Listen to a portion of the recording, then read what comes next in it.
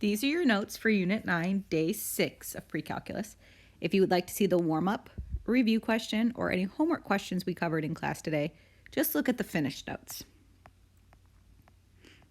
So today we're going to begin to talk about what to do if we have vectors in space, meaning in 3 dimensions as opposed to 2 dimensions. We will be able to find the distance between 2 points in space. We'll be able to find the position of vectors in space, and we'll be able to perform operations on vectors, adding, subtracting, scalar multiplication, their dot product, and find the angle between them. So rectangular coordinates in space. So normally we have the y-axis and the x-axis. So this would be in 2D space. If we're in 3D space, what you can imagine is if you hold out your hand, like in the picture given, your index finger would represent the x-axis. Your thumb represents our new axis, which is our z-axis, and then the remaining axis would be the y-axis. So we have our z-axis, which would be going up and down. We have our x-axis, which if you think of it as on the board, that's the axis that's coming out of the board, so that gives it the 3D nature. And then you have your y-axis. And so if we're going to plot points in 3D space or on our XYZ axis, so you have an x coordinate, a y coordinate, and a z coordinate. So if you were going to plot the point 0, 0, 4, you'd be 0 over on the x-axis, 0 over on the y-axis, and then 4 up on the z-axis. If you were going to plot the point 2, 0, 0, that means that you're 2 down on the x-axis, you're 0 over on the y-axis, and 0 over on the z-axis. And so you would go 2 down on the x-axis and make a point. And then if you had the point 0, 3, 0, you are 0 over on the x-axis, 3 over on the y-axis, and 0 up on the z-axis. And so you would be on the y-axis, and that would be the point 0, 3, 0. If you want to do a point out in space, so if we wanted to do the point 2 over on the x-axis, 3 over on the y-axis, and 4 up on the z-axis, it's kind of like making a rectangle where all of those points would end up being perpendicular. So what you do is you go on the x-axis and you go on the y-axis first. So we want to go 2 on the x-axis and we want to go 3 on the y-axis, which we already have, these 2 points. And then you kind of go parallel. So notice how these hash marks go like this. So you would go parallel, and then you would go parallel to the y-axis, you'd go parallel to the x-axis, and where they meet at a point. And then from there, you're going to travel 4 units up, because that's what it wants on the z-axis. So if we travel 4 units up, so 1, 2, 3, 4, that was not evenly spaced. So we would go 1, 2, 3, 4 up. That would be the point 2, 3, 4. So again, you go 2 out on the x-axis, go 3 out on the y-axis, and then kind of make where those 2 points would intersect if you would draw out their little parallel intersecting dotted lines. And then the last step is you would move however many up on the z-axis that we need to move. So we needed to move 4 up, and so that would be the point 2, 3, 4. So if we want to find the distance between 2 points in space, well, the distance formula is normally the change in the x squared plus the change in the y squared. Well, now we have a z coordinate, so we just tack that on. So the distance formula for points out in space is the change in the x squared plus the change in the y squared plus the change in the z squared, and then you take the square root of all of that. So if we want to find the distance between point P1 and P2, all we're going to do is we're going to do the change in the x squared, so it's going to be 4 minus negative 1 squared, plus the change in the y squared, negative 2 minus negative 3 squared, plus the change in the z squared, 5 minus 2 squared. So the distance between those points would be 25, because 4 minus negative 1 is 5. 5 squared is 25. Negative 3 minus negative 2 is negative 5. Square it, and you get 25. And then 5 minus 2 is 3, and 3 squared is 9. So this is going to be the square root of 59. So the distance between those 2 points in space would be the square root of 59 units. vectors in space. So if we have a vector out in space, again, it's going to have an I component, a j component, and then we're going to add on a new component, which is going to be our k component. So instead of x, y, and z, we're going to call them I, j, and k.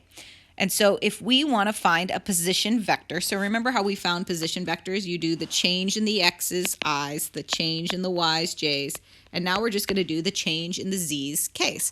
And that's going to give us our position vector. So if we have this vector up here, and it's going to start at the initial point P1, and it's going to end at the terminal point P2, and we want to find its position vector. Well, its position vector is subtract the x's, so we're going to do 4 minus negative 1, and then that'll be the I component, and then plus 6 minus 2j, that'll be the j component, and then plus 2 minus 3k, that'll be the I component. So our vector v, the position vector, would be 5i plus 4j minus k, and that would be the position vector v if you started at P1 and ended at P2. All right, operations on vectors in space are going to work exactly how you want them to work. So if you wanted to add two vectors in space, add their a's, add their b's, add their c's, and that would be your new vector.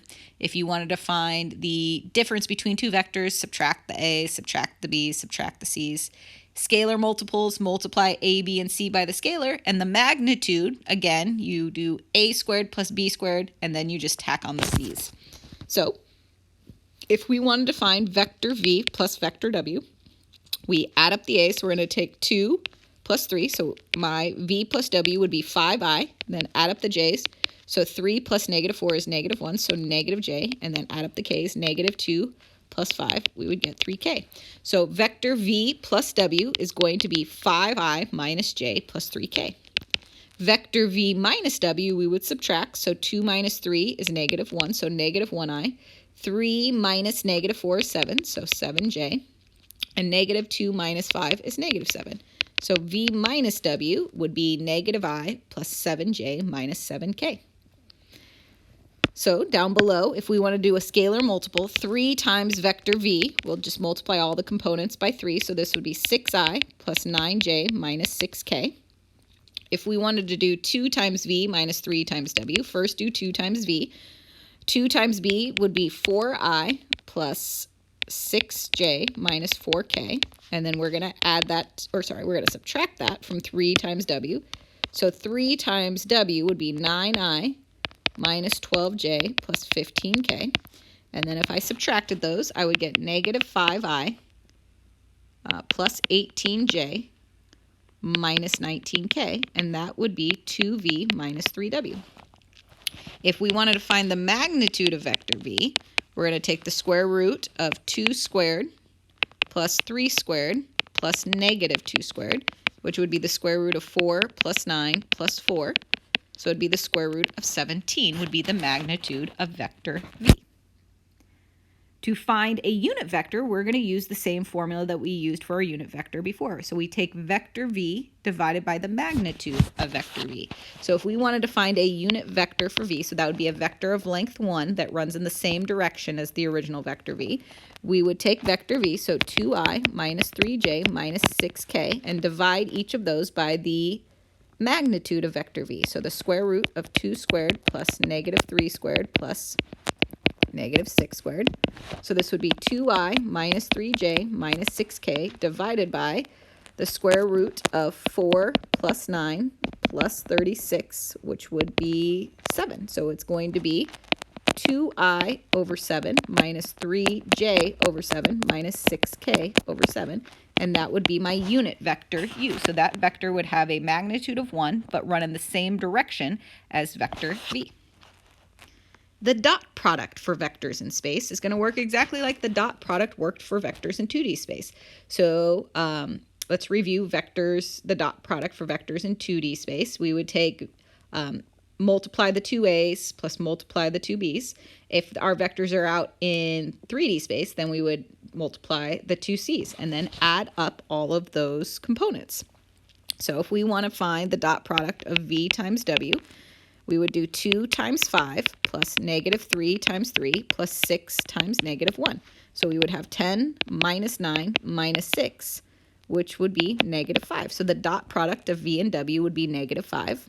The dot product of w times v would be 5 times 2 plus 3 times negative 3 plus negative 1 times 6, which again would be negative 5. If we wanted to do the dot product of v with v, we would do 2 times 2 plus negative 3 times negative 3 plus 6 times 6, which would be 4 plus 9 plus 36, which would be 49. If we wanted to do the dot product of w with w, we would get 5 times 5 plus 3 times 3 plus negative 1 times negative 1, which would be 25 plus 9 plus 1, which is 35. If we wanted to find the magnitude of vector v, we would do 2 squared plus negative 3 squared plus 6 squared, which would be the square root of 49, or 7. And if we wanted to find the magnitude of vector w, we would do 5 squared plus 3 squared plus negative 1 squared, which would be the square root of 35. So noticing that vectors in 2D space work very similar to vectors in 3D space. So that's good news. If you want to find the angle between two vectors, again, it's the same formula. You do the dot product of the two vectors divided by the magnitude of the product of the two vectors, and that's going to give you the cosine of the angle between the two vectors. So if we want to find the angle between vector u and vector v, first we find the dot product. So the cosine of angle theta is going to equal the dot product, so 2 times 2 plus negative 3 times 5 plus 6 times negative 1, divided by the magnitude of vector u, so 2 squared plus negative 3 squared plus 6 squared, and then times the magnitude of vector v, so 2 squared plus 5 squared plus negative 1 squared. And so the cosine of the angle between the two vectors would be 4 minus 15 minus 6, which would be negative 17, over 4 plus 9 plus 36 times 4 plus 25 plus 1. And we get the square root of 49 times the square root of 30. And so this would be negative 17 over the 7 times the square root of 30 is going to be the cosine of my angle.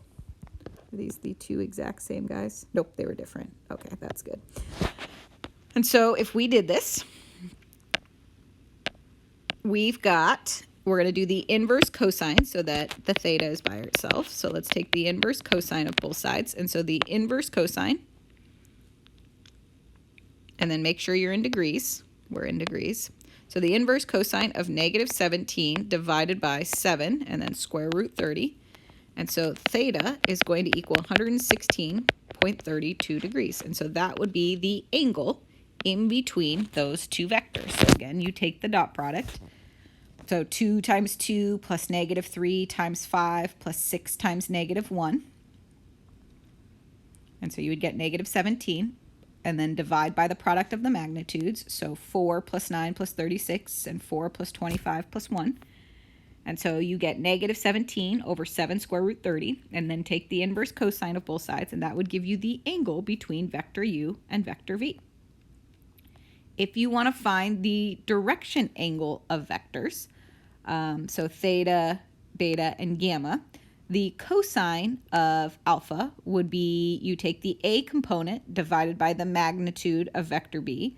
The cosine of angle beta, you would take b divided by the magnitude of angle b, or gamma, you would take c divided by the magnitude of angle c. And those would be the direction angles if you were looking at a, b, or c, so looking at the different components.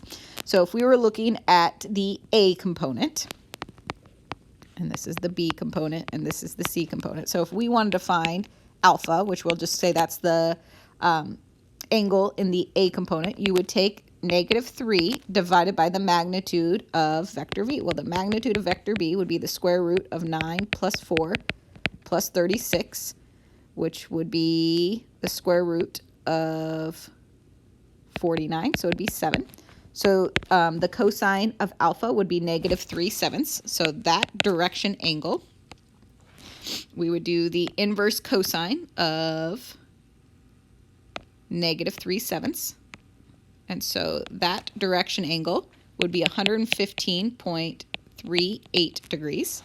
If we wanted to find the cosine of angle beta, so that would be the direction angle with regards to the j component, it would be 2/7 because the b component was 2j, and then the magnitude of e is still 7. So the inverse cosine of 2/7, and that would be angle beta would end up being 73.4 degrees. And then if we did gamma, it would be the c component over the magnitude, so -6/7. And so this would be the inverse cosine of -6/7. And so that direction angle would be 148.997. So we'll just round this to 149 degrees. And so those would be your direction angles with regards to the I component, j component, and k component of that vector. All right, your homework is from 9.6. Let me know if you have any questions.